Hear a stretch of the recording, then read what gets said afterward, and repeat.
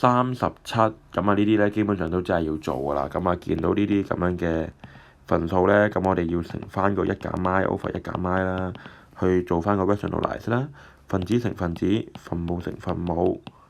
咁你應該咧嗱，最尾係減 ki 二次，i 二次係負1嚟嘅，分母1 2次減 i 二次，咁你就會變咗2減 2i 加 ki 加 k， 因為 i 二次係負1，下邊1減翻負1即係2，咁啊將佢分翻類啊，你就會係2加 k over 2，再加翻 k 減2 over 2咁多個 i， 呢個就係個 imaginary part of set 1嚟嘅。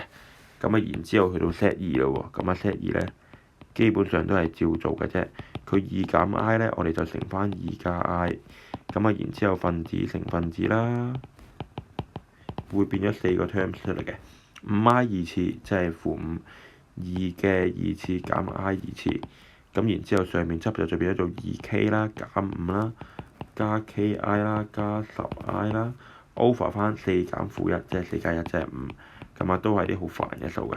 咁啊，再將佢分開個同 i 有關嘅就 imaginary part， 同 i 冇關嘅就 real part。然之後咧，做完一輪咧，佢就話佢哋個 imaginary part 咧係一樣嘅。OK， 咁所以咧，即係我綠色括住嗰兩嚿嘢咧係一樣嘅。k 減2 over 2等於 k 加10 over 5，咁啊交叉相乘啦。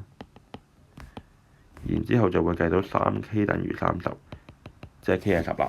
OK， 嗱，代翻 k 係10落去咧，你就會發現其實個 set 1係幾多咧？就係你代翻10入去啦，代翻10入去，你就會發現咧個 set 1其實係2加10 12 over 2 6加10減2係8除2 6加4i。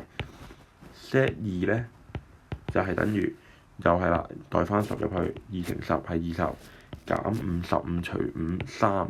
咁啊3再加翻10加12夾除5 3加 4i， 咁啊 set 1減 set 2咧，好明顯咧個兩個 4i 抵消咗嘅，6減3咧答案就係3啦，咁啊都好複雜嘅運算。